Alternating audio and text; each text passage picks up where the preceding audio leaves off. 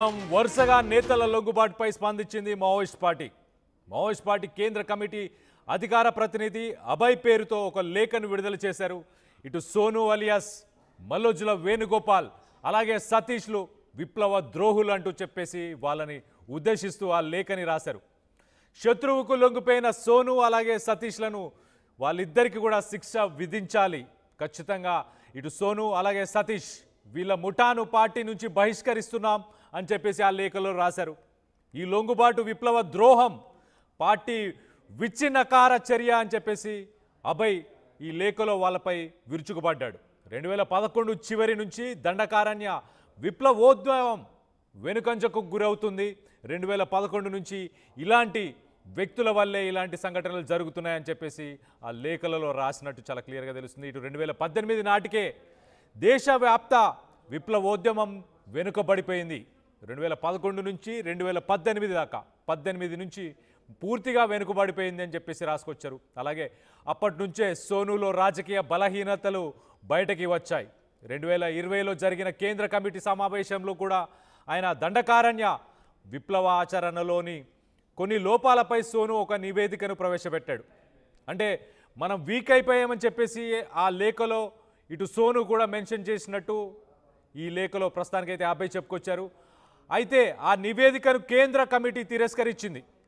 సోను తప్పుడు భావాలను సరిదిద్దేందుకు కేంద్ర కమిటీ అలాగే పోలిట్ బ్యూరో రెండు ప్రయత్నించాయి. కానీ మావోయిస్టు పార్టీ మనం చూస్తే కనుక 2024 జనవరి నుంచి మొదలైన ఆపరేషన్ కగార్తో విప్లవకారులందరూ ఒక్కరొక్కరుగా నేలకొరిగారు. కొంతమంది ఇలా లొంగిపోయారు. శత్రు దాడులను ఎదుర్కొంటూ పనిచేసే పరిస్థితి ఏర్పడింది ప్రస్తుతానికి అని చెప్పేసి మావోయిస్ట్ పార్టీకి సంబంధించిన ఈ లేఖలో రాసుకొచ్చారు. అలాగే సోనులో స్వార్థం అలాగే సుఖాలకు అలవాటు పడిపోయాడు, సుఖాలకు అలవాటు పడే ఇలా పారిపోయాడు అని చెప్పేసి మావోయిస్ట్ పార్టీ ఈ లేఖలో ఆయనను ఉద్దేశించి మాట్లాడినట్టు తెలుస్తుంది. ఆయనలో ప్రాణ భీతి పెరిగింది, అలాగే ప్రాణం మీద ప్రీతి పెరిగింది, ప్రాణం మీద ప్రేమ కోరిక పెరిగింది జీవితం మీద అని చెప్పేసి రాసుకొచ్చారు. ఈ విషయాన్ని నిజాయితీతో అంగీకరించడానికి సోను సిద్ధపడలేదు. ఇన్ని సంవత్సరాలు కొన్ని దశాబ్దాలు పార్టీలో పనిచేసిన తర్వాత మరి ఆయన ఇలాంటి విషయాలు చెప్పి పార్టీ నుంచి బయటికి వెళ్ళాలనుకోలేదు ఏంటో. మొత్తానికైతే ఇలాంటి వాళ్ళ వల్లే మావోయిస్ట్ పార్టీ బలహీనపడింది ప్రస్తుతానికి. ఇటు సోను అలాగే వేణుగోపాల్ వీళ్ళిద్దరిని కూడా పార్టీ నుంచి బహిష్కరిస్తాం అని చెప్పుకొచ్చారు. అలాగే వీళ్ళకు శిక్ష కూడా ఉండాలి, వీళ్ళకి సంబంధించిన ముఠాలకు కూడా శిక్ష పడాలి, శిక్ష ఉండబోతుంది అని చెప్పేసి ఒక వార్నింగ్ని కూడా ఇచ్చినట్టు చాలా క్లియర్గా తెలుస్తుంది. దీనికి సంబంధించి మరిన్ని వివరాలు మా ప్రతినిధి రవినాయక్ ఉన్నాడు. రవినాయక్తో మాట్లాడి తెలుసుకునే ప్రయత్నం చేద్దాం. రవినాయక్ చెప్పండి, ఆ లెటర్లో ఇంకా ఏ అంశాలను ఉద్దేశించి మాట్లాడారు? ఇటు వేణుగోపాల్ అలాగే సోను వీళ్ళిద్దరికీ కూడా శిక్ష ఉండబోతుందా? అదొక వార్నింగా మరి?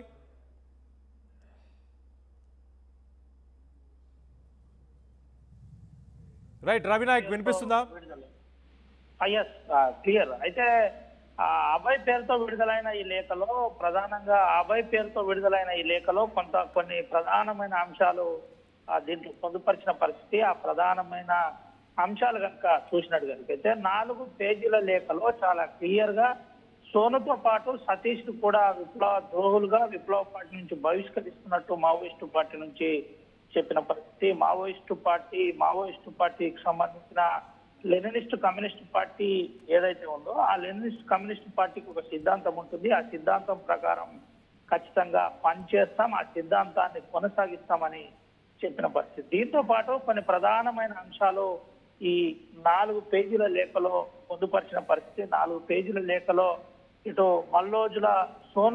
మల్లోజుల వేణుగోపాల్కు సంబంధించిన ప్రధానమైన కొన్ని అంశాలు చెప్పే ప్రయత్నం. 2011 నుంచే మావోయిస్టు పార్టీలో సోను ఒక కలతగా మారాడని చెప్పే ప్రయత్నం జరిగింది. సోనుకు పలుసార్లు మావోయిస్టు పార్టీ కూడా పలు అంశాలపై అప్పటికే తమ ప్రాంతం మార్చుకోవాలని చెప్పినా ఇనలేదు. దానికి సంబంధించి అప్పటి నుంచే పార్టీకి సంబంధించిన అంశంలో కొంత ఆయన కలతగా మారారు.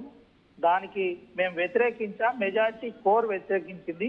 మావోయిస్టు పార్టీలో కేంద్ర కమిటీలో కోర్ చాలా ముఖ్యమైన అంశంగా చెప్పుకుంటున్నారు. ఈ కోరు వ్యతిరేకించింది. ఆ వ్యతిరేకించినప్పటి నుంచి తనకు మనసులో పెట్టుకోవడం జరిగింది. అనంతరం క్రమక్రమేణా మావోయిస్టు పార్టీ ఉద్యమం గురించి తను తప్పుగా మాట్లాడే ప్రయత్నం చేశాడని చెప్పే ప్రయత్నం జరిగింది. దీంతో పాటు ఇటు ఛత్తీస్గఢ్ మహారాష్ట్రలోని మహారాష్ట్ర ముఖ్యమంత్రి వద్ద 60 తుపాకులతో నేరుగా తను లొంగిపోయిన దాన్ని మావోయిస్టు పార్టీ తప్పు పట్టింది. మావోయిస్టు పార్టీ విప్లవ ద్రోహులుగా మేము పరిగణిస్తున్నామని చెప్పింది. అయితే ఎవరైనా లొంగిపోవచ్చు, కానీ ఆయుధాలు ఇచ్చి లొంగిపోవడాన్ని మేము వ్యతిరేకిస్తున్నామని చాలా క్లియర్ గా చెప్పిన పరిస్థితి కనబడుతుంది. దీంతో పాటు సతీష్ తక్కలపల్లి వాసుదేవరావు అలియాస్ ఆశకు సంబంధించిన అంశంలో కూడా కొన్ని అంశాలు చెప్పే ప్రయత్నం జరిగింది. దానికి సంబంధించిన అంశంలో చాలా క్లియర్ గా ఒక విషయం అయితే చెప్పారు. ఇద్దరు కూడా మావోయిస్టు పార్టీ నుంచి వీరిద్దరిని బహిష్కరిస్తున్నాం, వీరిద్దరు కూడా మళ్ళీ ప్రజల్లోకి వచ్చి ప్రజా నిర్మాణం అని ఒకవేళ చెప్తే ప్రజలు ఎవరు నమ్మద్దు, దీన్ని తిరస్కరించాలి, ప్రజలు తిప్పికొట్టాలి, ఈ కుట్రను ప్రజలు సీరియస్ గా పరిగణించాలని చెప్పిన పరిస్థితి అయితే కనబడుతుంది. దీంతో పాటు ఎవరైనా మరో పునర్నిర్మాణం అంటూ వస్తే దాన్ని ఎట్టి పరిస్థితుల్లో ప్రజలు యాక్సెప్ట్ చేయొద్దు, ప్రజలు తిప్పికొట్టాలి. ముఖ్యంగా సోను ఒక శత్రు ముసుగులో వస్తున్నాడని చెప్పే ఈ లేఖలో క్లియర్ గా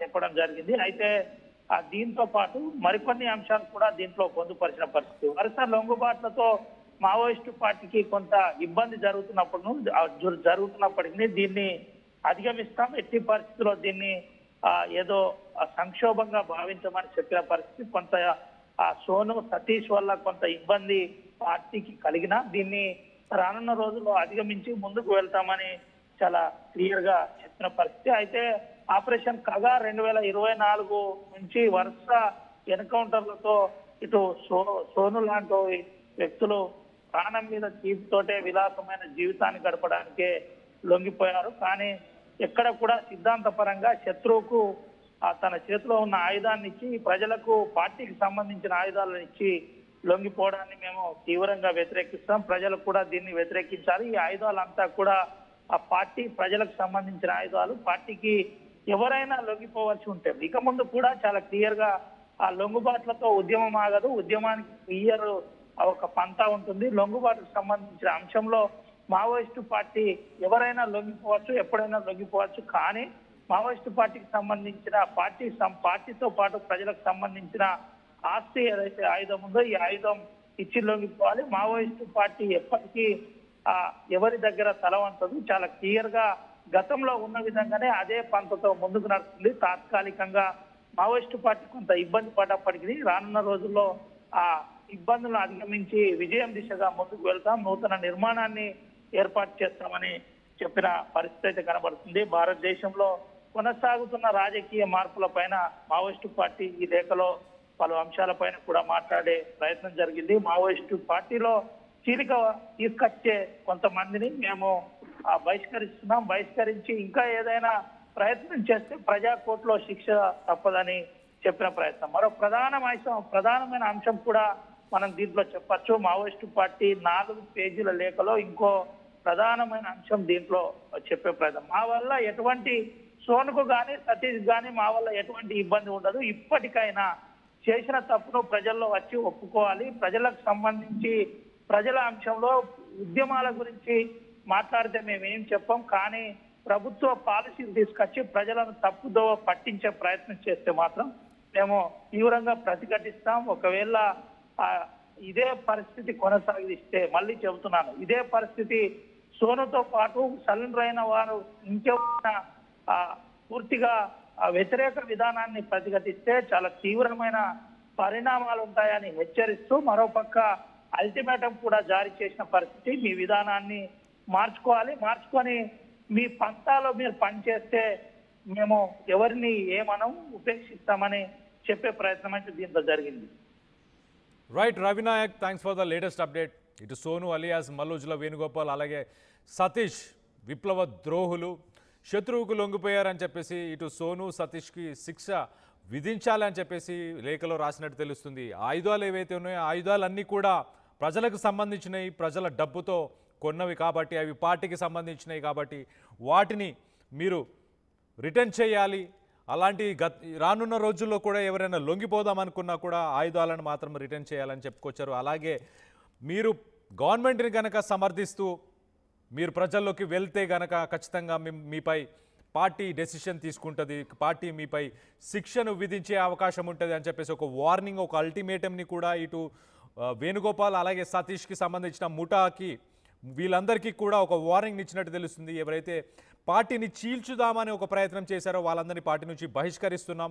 2011 అలాగే 2018 ఈ మధ్య కాలంలో వీళ్ళు పార్టీకి కొంత దూరంగా అయినట్టు, పార్టీ బలహీన పడేలాగా వీళ్ళు దానికి కొన్ని కారణాలు చూపిస్తున్నారు. సో అలాగే పార్టీ కేంద్ర కమిటీకి సంబంధించిన నివేదికలపై కూడా, అలాగే కేంద్ర కమిటీకి సంబంధించి నివేదికలు ఏవైతున్నాయో ఆ నివేదికల్లో సతీష్ చేసిన భావనలు, ఆయన వ్యక్తపరిచిన భావాలు, వాటన్నిటిని కూడా పార్టీ వ్యతిరేకిస్తుంది. అలాగే ప్రాణం మీద ప్రేమతోనే, ప్రీతితోనే ఇలా వేణుగోపాల్ అండ్ ముఠా వీళ్ళందరూ, సతీష్ అలాగే వేణుగోపాల్ వీళ్ళందరూ ఇలాంటి ఒక డెసిషన్, ఇలాంటి ఒక నిర్ణయం తీసుకున్నారని చెప్పేసి మొత్తానికైతే మావోయిస్ట్ పార్టీ వీళ్ళ సరెండర్కి సంబంధించి రెస్పాండ్ అయింది, ఒక లేఖను విడుదల చేసింది, ఒక పక్కన అల్టిమేటంని కూడా జారీ చేసినట్టు చాలా క్లియర్గా తెలుస్తుంది. సో మావోయిస్టు లొంగుబాటును మీరు సమర్థిస్తున్నారా లేదా అన్న దానిపై మీ అభిప్రాయాలను కింద కమెంట్ రూపంలో తెలియపరచండి. ఆర్టీవీ పోల్లో కూడా పాల్గొనండి.